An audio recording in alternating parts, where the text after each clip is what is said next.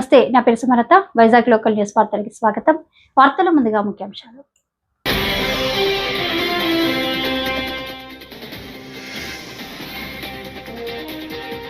ఉల్లి రైతులకు హెక్టార్కు 50,000 ఆర్థిక సాయం సీఎం చంద్రబాబు.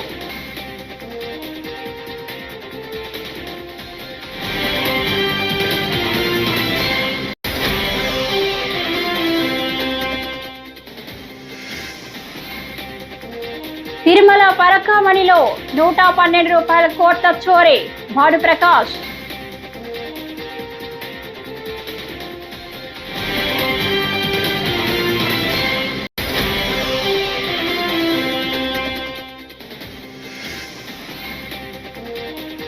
₹40,000 కోట్ల విద్యుత్ స్కామ్. ఏబీ వెంకటేశ్వరరావు.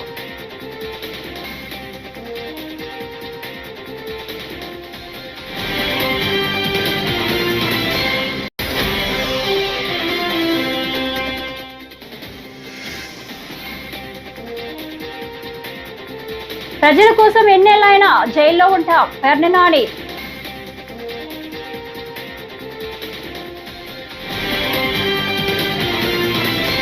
ఇక డీటెయిల్స్ ఇస్తే, షిప్పింగ్ సెక్టార్లో భారత్ ఎదుర్కొంటున్న నష్టాలకు కాంగ్రెస్ చేతకాని పాలనే కారణమని ప్రధాని నరేంద్ర మోడీ అన్నారు.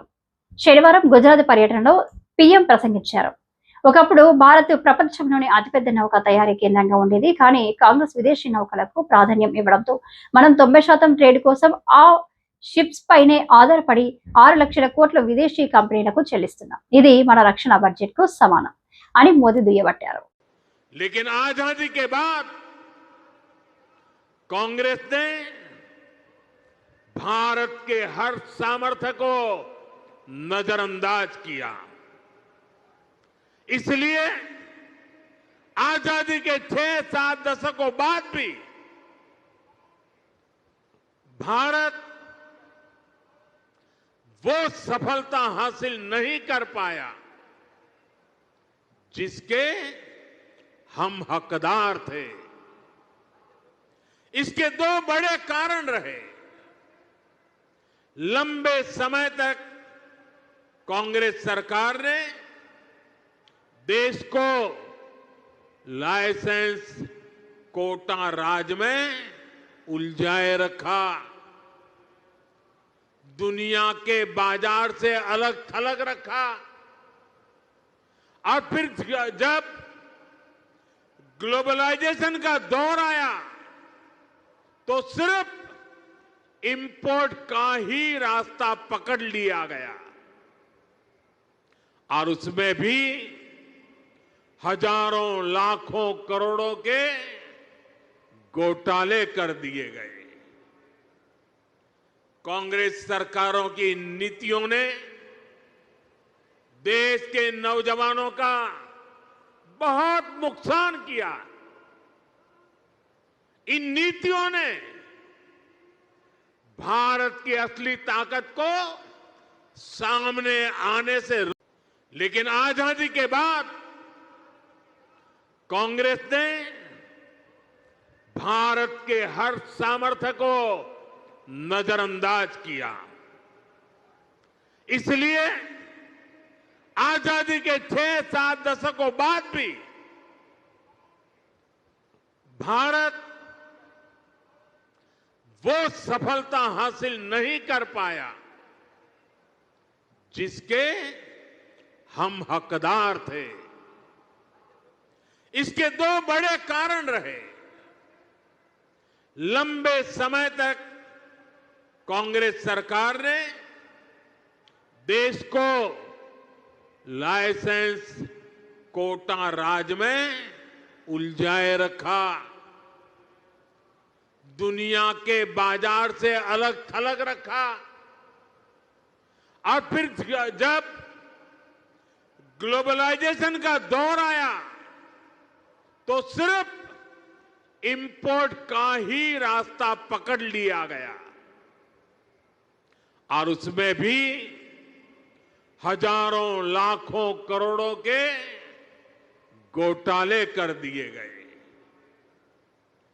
कांग्रेस सरकारों की नीतियों ने देश के नौजवानों का बहुत नुकसान किया। इन नीतियों ने भारत की असली ताकत को सामने आने से ఉల్లి సాగు చేసే ప్రతి రైతుకు హెక్టార్కు 50,000 చొప్పున ఆర్థిక సాయం అందించనున్నట్లు ఏపీ సీఎం చంద్రబాబు ప్రకటించారు. రైతుల శ్రేయస్సు కోసం ప్రభుత్వంపై ఆర్థిక భారం పడిన ఈ నిర్ణయం తీసుకున్నామని, గతంలో ఎన్నడూ లేని విధంగా ఈ సహాయం అందిస్తున్నామని సీఎం స్పష్టం చేశారు. ధరల పతనంతో నష్టపోతున్న రైతులను ఆదుకోవడం తమ బాధ్యత అని స్పష్టం చేశారు. పేదవాళ్లంతా ఆనినేస్తారు. ఆనినేస్తే 16 సార్లు వర్షం పడిపోయింది. వర్షం పడదని పంటేస్తే వర్షం విపరీతంగా పండి ఆ పంటతో నీళ్లన్నీ వచ్చేసి ఎక్కడికక్కడ పంట ఎక్కువ సమయం ఉండే పరిస్థితి లేకపోయింది. ఇప్పుడు ఏం చేయాలో తెలియకపోతే ఒక్కొక్క రైతుకు 1 హెక్టార్కి 50,000 రూపాయలు నష్టపరిహారం ఇస్తున్నానంటే పెట్టుబడి కోసం అది నా ప్రయత్నం అని చెప్పి కూడా నేను మీకు తెలియజేస్తున్నా. ఎప్పుడు ఇవ్వాల వరదొచ్చి పంట కొట్టుకోకపోతే కూడా 25,000 ఇచ్చేవాళ్ళం. అలాంటిది మొట్టమొదటిసారిగా చరిత్రలో ఆ రైతును ఆదుకోవడానికి హెక్టారుకి 50,000 ఇస్తున్నాం. అయినా కూడా వాళ్ళ కష్టాలు కొంతవరకు తీర్చగలుగుతున్నాం. ఇలాంటి సమస్యలన్నీ వస్తానే ఉంటాయి. సమస్య వచ్చినప్పుడు పారిపోకుండా, దిగులు పడకుండా ఆ సమస్య నుంచి మీరు ఆలోచించి రైట్ డెసిషన్ తీసుకొని ముందుకు పోవడం తప్ప వేరే మార్గం లేదు. కొంతమంది నేను చూస్తా ఉంటాను, సమస్య వచ్చింది కాబట్టి భయపడిపోయి అఘాయిత్యం చేసుకుంటారు. కొంతమంది చనిపోతారు, ఆత్మహత్యలు చేసుకుంటారు. ఒక పంట వేస్తాడు, పంట పోతుంది, పంట పోతే అప్పు కట్టాలి, దిక్కుదోచదు, ఇమీడియట్ గా ఆ నిమిషంలో ఆత్మహత్య చేసుకునే పరిస్థితికి వస్తారు. చావు పరిష్కార మార్గం కాదు, లేకపోతే అధైర్యపడడం పరిష్కార మార్గం కాదు, కుంగిపోవడం కూడా పరిష్కార మార్గం కాదు. ఎన్ని ప్రత్యామ్నాయాలు ఉన్నాయో అన్ని ఆలోచిస్తే సమస్య ఈ రోజు కాకపోతే రేపటికైనా పరిష్కారం అవుతుంది. అధిగమిస్తామని పేదవాళ్లంతా ఆనినేస్తారు. ఆనినేస్తే 16 సార్లు వర్షం పడిపోయింది. వర్షం పడదని పంటేస్తే వర్షం విపరీతంగా పండి ఆ పంటతో నీళ్లన్నీ వచ్చేసి ఎక్కడికక్కడ పంట ఎక్కువ సమయం ఉండే పరిస్థితి లేకపోయింది. ఇప్పుడు ఏం చేయాలో తెలియకపోతే ఒక్కొక్క రైతుకు 1 హెక్టార్కి 50,000 రూపాయలు నష్టపరిహారం ఇస్తున్నానంటే పెట్టుబడి కోసం అది నా ప్రయత్నం అని చెప్పి కూడా నేను మీకు తెలియజేస్తున్నా. ఎప్పుడు ఇవ్వాల వరదొచ్చి పంట కొట్టుకోకపోతే కూడా 25,000 ఇచ్చేవాళ్ళం. అలాంటిది మొట్టమొదటిసారిగా చరిత్రలో ఆ రైతును ఆదుకోవడానికి హెక్టారుకి 50,000 ఇస్తున్నాం. అయినా కూడా వాళ్ళ కష్టాలు కొంతవరకు తీర్చగలుగుతున్నాం. ఇలాంటి సమస్యలన్నీ వస్తానే ఉంటాయి. సమస్య వచ్చినప్పుడు పారిపోకుండా, దిగులు పడకుండా ఆ సమస్య నుంచి మీరు ఆలోచించి రైట్ డెసిషన్ తీసుకొని ముందుకు పోవడం తప్ప వేరే మార్గం లేదు. కొంతమంది నేను చూస్తా ఉంటాను, సమస్య వచ్చింది కాబట్టి భయపడిపోయి అఘాయిత్యం చేసుకుంటారు. కొంతమంది చనిపోతారు, ఆత్మహత్యలు చేసుకుంటారు. ఒక పంట వేస్తాడు, పంట పోతుంది, పంట పోతే అప్పు కట్టాలి, దిక్కుదోచదు, ఇమీడియట్ గా ఆ నిమిషంలో ఆత్మహత్య చేసుకునే పరిస్థితికి వస్తారు. చావు పరిష్కార మార్గం కాదు, లేకపోతే అధైర్యపడడం పరిష్కార మార్గం కాదు, కుంగిపోవడం కూడా పరిష్కార మార్గం కాదు. ఎన్ని ప్రత్యామ్నాయాలు ఉన్నాయో అన్ని ఆలోచిస్తే సమస్య ఈ రోజు కాకపోతే రేపటికైనా పరిష్కారం అవుతుంది. అధిగమిస్తామని. గత ప్రభుత్వ హయాంలో తిరుమలలోని పరకామణిలో దాదాపు 112 కోట్ల చోరీ జరిగిందని టీటీడీ బోర్డు సభ్యుడు భానుప్రకాష్ రెడ్డి ఆరోపించారు. పరకామణి అవకతవకలపై చెట్టు కింద పంచాయతీ చేసినట్లు నాటి పెద్దలు లోక్ అదాలత్లో రాజీ కుదుర్చుకున్నారని తెలిపారు. ఎవరిని తప్పించడానికి, ఎవరిని మెప్పించడానికి అధికారులు రాజీకి వెళ్లారని నిలదీశారు. ఇదే సమయంలో స్వామివారి పేరుతో 40 కోట్ల ఆస్తులు రాయించుకున్నారని భానుప్రకాష్ రెడ్డి చెప్పారు. వెంకటేశ్వర స్వామి పరకామణికే గత ప్రభుత్వంలో ఆపదొచ్చింది మిత్రులారా. హైకోర్ట్ ఆఫ్ ఆంధ్రప్రదేశ్ ఈ పరకామణి కేసులో లోక్ అదాలత్లో కాంప్రమైజ్ చేసినటువంటి విధానాన్ని తప్పుబడుతూ దాన్ని రద్దు చేస్తూ ఈ కేసుని సిబిసిఐడికి అప్పగించడం జరిగింది మిత్రులారా. పరకామణిలో జరిగినటువంటి అవకతవకలు ఆ రోజు దాదాపు 100 కోట్ల రూపాయలు పరకామణిలో దొంగతనం జరిగింది. చెట్టు కింద పంచాయతీ చేసినట్టు అప్పుడుంటి పెద్దలు దాన్ని లోక్ అదాలత్లో కాంప్రమైజ్ చేసి స్వామివారి పేరుతో దాదాపు 40 కోట్ల రూపాయలు విలువ చేసే ఆస్తులు రాయించుకున్నారు మిత్రులారా. అసలు నేను అడుగుతున్నా, చెట్టు కింద పంచాయతీ చేసుకునే అధికారం మీకు ఎవరిచ్చారు? వెంకటేశ్వర స్వామి ఆలయంలో చోరీ జరిగితే ఎవరిని తప్పించడానికి, ఎవరిని మెప్పించడానికి అప్పుడుంటే అధికారులు రాజీకి వెళ్లారు? టీటీడీ విజిలెన్స్ నివేదిక ఇది. మాకు పోలీస్ అధికారుల నుంచి వచ్చిన ఒత్తిడి కారణంగా మేము ఈ కేసుని లోక్ అదాలత్లో రాజీ చేసుకున్నాము. ఎవరు ఆ పోలీస్ అధికారి? వెంకటేశ్వర స్వామి మీద ఒత్తిడి తెచ్చేంత గొప్ప పోలీస్ అధికారి ఎవరు? సిబిసిఐడికి ఈ కేసును అప్పగిస్తూ వచ్చే నెల మిత్రులారా, వచ్చే నెల 13/10/2025 నాటికి ఈ వివరాలన్నీ సీల్డ్ కవర్లో ఇవ్వాలని చెప్పి హైకోర్టు ఇన్స్ట్రక్షన్స్ ఇవ్వడం జరిగింది. బోర్డులో ఏదైనా దీని మీద నిర్ణయాలు తీసుకుంటే మొత్తం సీజ్ చేయమని చెప్పింది. వెంకటేశ్వర స్వామి పరకామనికే గత ప్రభుత్వంలో ఆపదొచ్చింది మిత్రులారా. హైకోర్ట్ ఆఫ్ ఆంధ్రప్రదేశ్ ఈ పరకామని కేసులో లోక్ అదాలత్లో కాంప్రమైజ్ చేసినటువంటి విధానాన్ని తప్పుబడుతూ దాన్ని రద్దు చేస్తూ ఈ కేసుని సిబిసిఐడికి అప్పగించడం జరిగింది మిత్రులారా. పరకామనిలో జరిగినటువంటి అవకతవకలు, ఆ రోజు దాదాపు 100 కోట్ల రూపాయలు పరకామనిలో దొంగతనం జరిగింది. చెట్టు కింద పంచాయతీ చేసినట్టు అప్పుడుంటే పెద్దలు దాన్ని లోక్ అదాలత్లో కాంప్రమైజ్ చేసి స్వామివారి పేరుతో దాదాపు 40 కోట్ల రూపాయలు విలువ చేసే ఆస్తులు రాయించుకున్నారు మిత్రులారా. అసలు నేను అడుగుతున్న, చెట్టు కింద పంచాయతీ చేసుకునే అధికారం మీకు ఎవరిచ్చారు? వెంకటేశ్వర స్వామి ఆలయంలో చోరీ జరిగితే ఎవరిని తప్పించడానికి, ఎవరిని మెప్పించడానికి అప్పుడుంటే అధికారులు రాజీకి వెళ్ళారు? టీటీడీ విజిలెన్స్ నివేదిక ఇది.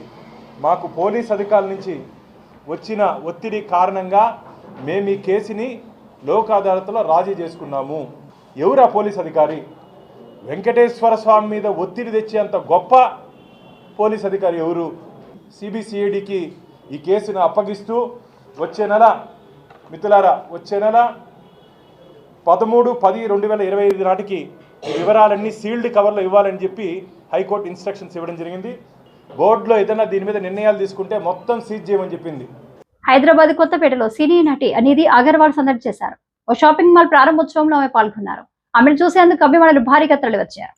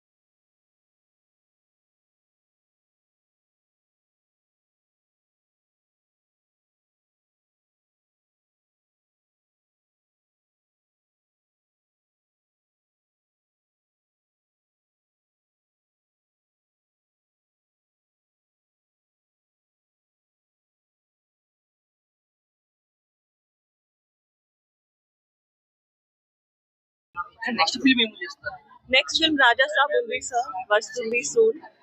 చాలా ఎక్సైటెడ్ గా ఉన్నాను. ఇప్పుడు సాంగ్ షూటింగ్ స్టార్ట్ అయిపోతుంది.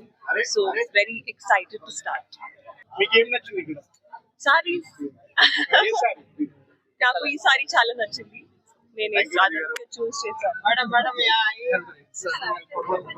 లిక్కర్ స్కామ్ కేసులో ఏపీ మిథున్ రెడ్డి 2 రోజుల కస్టడీ ముగిసింది. ఈ మేరకు ఆయనకు శనివారం విజయవాడ ప్రభుత్వ ఆసుపత్రిలో వైద్య పరీక్షలు నిర్వహించారు. అనంతరం రాజమండ్రి సెంట్రల్ జైలుకు మిథున్ రెడ్డిని తరలించనున్నారు. లిక్కర్ స్కామ్ కేసుకు సంబంధించి ఎంపీ మిథున్ రెడ్డిని సిట్ అధికారులు 2 రోజులు విచారించారు. ఈ కేసులో మిథున్ రెడ్డి రిమాండ్ ఖైదీగా ఉన్న విషయం తెలిసింది.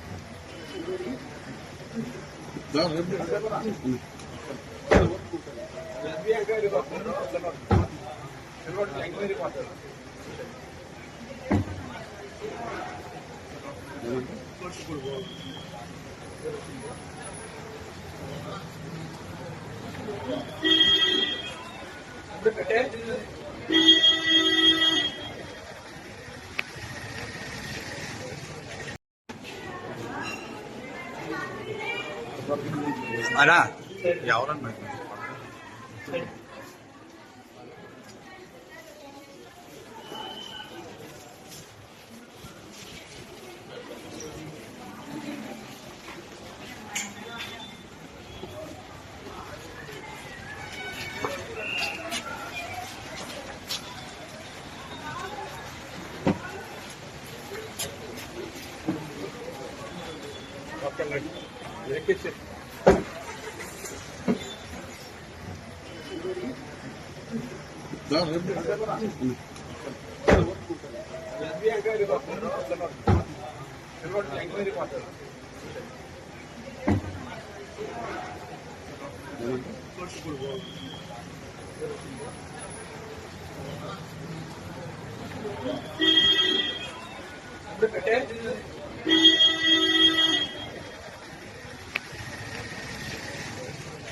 రాష్ట్రంలో 40,000 కోట్ల విద్యుత్ కుంభకోణం జరిగిందని ఏబీ వెంకటేశ్వరరావు ఆరోపించారు. విద్యుత్ రంగం ప్రభుత్వాలకు బంగారు బాతగా మారిందన్నారు. కరెంటు ఛార్జీలు పెంచి సామాన్యులపై భారం మోపుతున్నారని ఆవేదన వ్యక్తం చేశారు. వైసీపీ హయాంలో జరిగిన అవినీతి కూటమి ప్రభుత్వం కొనసాగిస్తుందని ఆరోపించారు. తాము చూపించిన ఆధారాలు తప్పని నిరూపిస్తే చెంపలు వేసుకుంటారని ఏబీ వెంకటేశ్వరరావు పేర్కొన్నారు. ఇన్ని ఆధారాలు చూపించాం, మేము చూపించిన ఆధారం ఏదైనా తప్పు అని తేలితే చెంపలేసుకోవడానికి రెడీగా ఉన్నాం. లేని నాడు ఈ దుర్మార్గపు టెండర్లని ఇప్పటికి కూడా వ్యాలిడ్గా ఉన్నటువంటి టెండర్లని వెంటనే రద్దు చేయాలి. ఇంతకు ముందు జరిగినటువంటి టెండర్ల అవకతవకల మీద ఖచ్చితంగా దర్యాప్తు జరగాలి. సంబంధిత అధికారుల మీద, దానికి ప్రోద్బలం ఇచ్చినటువంటి వ్యక్తుల మీద ఖచ్చితంగా దర్యాప్తు జరగాలి, వాళ్ళని శిక్షించాలి అని చెప్పి తెలియజేసుకుంటున్నాం. 40,000 కోట్ల స్కామ్ అండి ఇది. మనం బోడి 3,500 కోట్ల స్కామ్ అని చెప్పి మద్యం స్కామ్ అని రోజు మాట్లాడుకుంటున్నాం. ఈ 40,000 కోట్ల సంగతి ఏంటి? దీన్ని ఇలాగే కొనసాగనిస్తే ఎన్ని పదుల వేల కోట్లు అవుతుంది. కాబట్టి దీని మీద ఖచ్చితమైనటువంటి చర్యలు ఉండాలి. ఈ ప్రభుత్వం వెంటనే అమల్లో ఉన్నటువంటి టెండర్లను రద్దు చేసి పారదర్శకంగా కెపాసిటీ ఉన్న ప్రతి ఒక్కళ్ళకి, క్వాలిటీ ఇచ్చే ప్రతి ఒక్కళ్ళకి అవకాశం ఇస్తూ మళ్ళా టెండర్లు పిలవాలని చెప్పి, భవిష్యత్తులో కూడా ఇటువంటి తప్పులు పునరావృతం కాకుండా చర్యలు తీసుకోవాలని చెప్పి డిమాండ్ చేస్తూ ఈ పత్రికా సమావేశాన్ని ముగిస్తున్నాను. ఇన్ని ఆధారాలు చూపించాం, మేము చూపించిన ఆధారం ఏదైనా తప్పు అని తేలితే చెంపలేసుకోవడానికి రెడీగా ఉన్నాం. లేని నాడు ఈ దుర్మార్గపు టెండర్లని ఇప్పటికి కూడా వ్యాలిడ్గా ఉన్నటువంటి టెండర్లని వెంటనే రద్దు చేయాలి.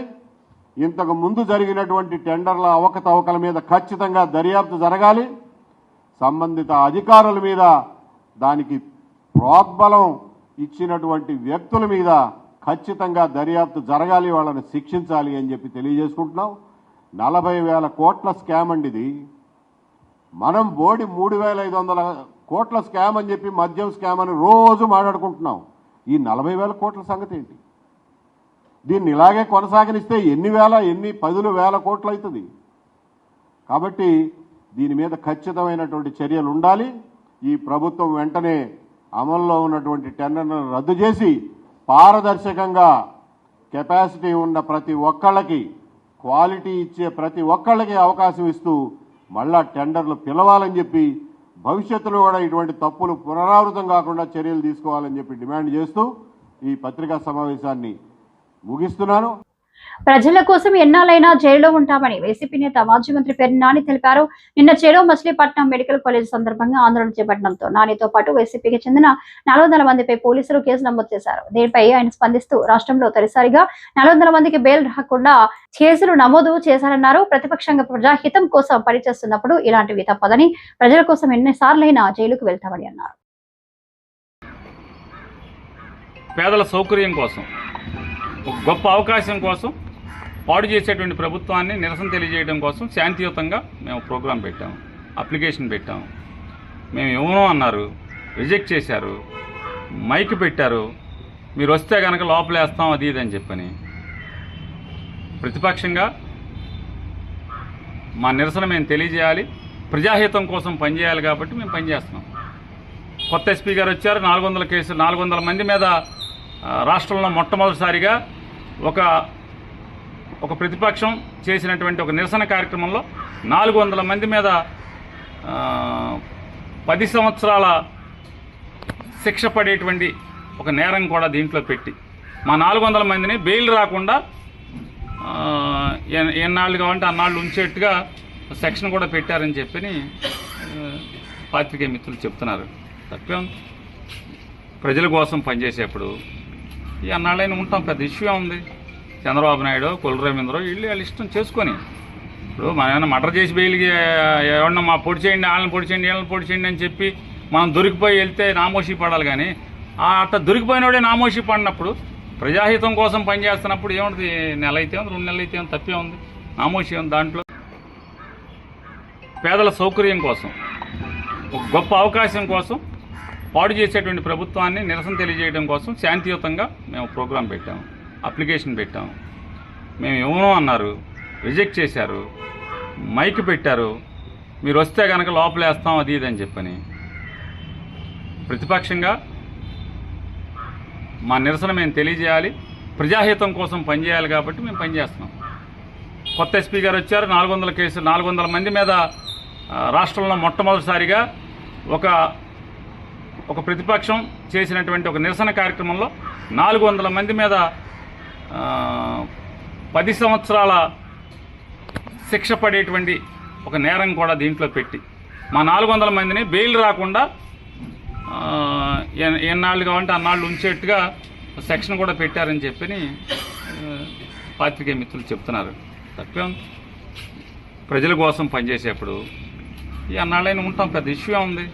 చంద్రబాబు నాయుడు, కొల్లు రవీంద్ర వీళ్ళు వాళ్ళ ఇష్టం చేసుకొని, ఇప్పుడు మనం ఏమైనా మర్డర్ చేసి బెయిల్కి ఎవరన్నా మా పొడి చేయండి, వాళ్ళని పొడి చేయండి, వీళ్ళని పొడి చేయండి అని చెప్పి మనం దొరికిపోయి వెళ్తే నామోషి పడాలి. కానీ అట్లా దొరికిపోయినోడే నామోషి పడినప్పుడు, ప్రజాహితం కోసం పనిచేస్తున్నప్పుడు ఏముంటుంది, నెల అయితే ఉంది, 2 నెలలు అయితే ఉంది, తప్పే ఉంది, నామోషి ఉంది. దాంట్లో రాజస్థాన్లోని జోధ్పూర్ లో ఉక్రెయిన్ కు చెందిన 72 ఏళ్ల స్టానిస్లావ్, 27 ఏళ్ల అన్హేలీనా హిందూ వేద సంప్రదాయాల ప్రకారం రాజరిక వివాహం చేసుకున్నారు. భారతీయ సంస్కృతిని ఇష్టపడి 3-4 సంవత్సరాల సజీవనం తర్వాత ఈ జంట తమ వివాహానికి జోధ్పూర్ ను ఎంచుకున్నారు.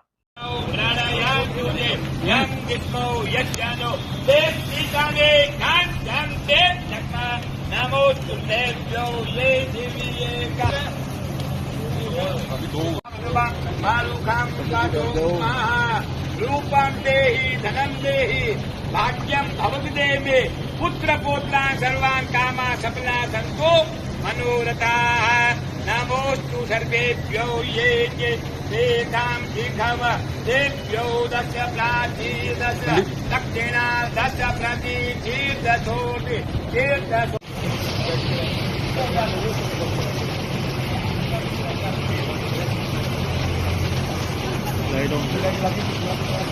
एयर वेयर कितनी पीछे करने वाला देख लीजिए पंडित जी, एयर वेयर तो पीछे वजह साइड कर लिया मोबाइल लो। एक मिनट गणपति गौ हवामहे प्रियाणान्वा प्रियपति गौ हवामहे निधिनान्वा निधिपति गौ हवामहे सुप्रजातो जीवशरद जगन् महाभ्यौ शान्तिरन् सारित्यभो शान्ति नगरे शान्तिमानो गोकुमानो अस्मे पुरीगमानो वीर रुद्रभामिनो बधि सर्विद्वा हवामहे प्राणायाम करके गायत्री मंत्र बन में, अगर गायत्री मंत्र में अटल ओम ओम ओम ये भूता भूमि संस्थिता, थोड़ा सामने छोड़ो, पूर्वे इंद्राय गरुड़ दक्षिणे वाराहि देवी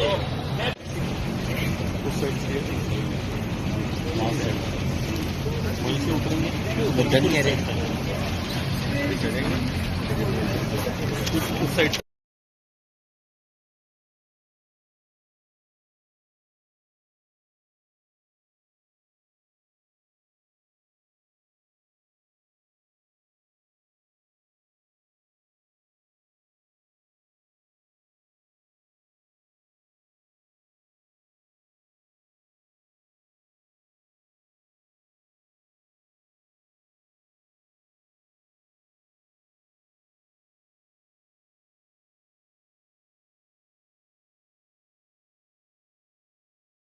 బులెటిన్ ముగించే ముందు హెడ్లైన్స్ మరోసారి.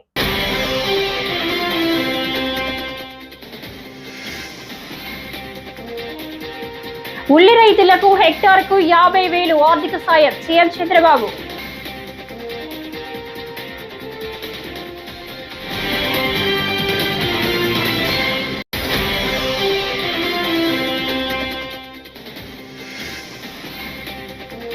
తిరుమల పరకామణిలో 112 రూపాయల కోట్ల చోరీ, భాడు ప్రకాష్.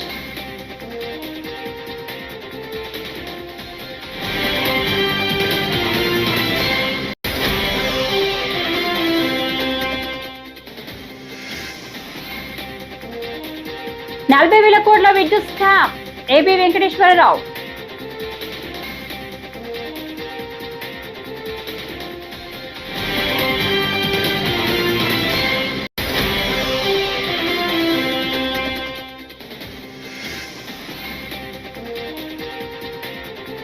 ప్రజల కోసం ఎన్నేళ్ళైనా జైల్లో ఉంటాం, పెర్నినాని.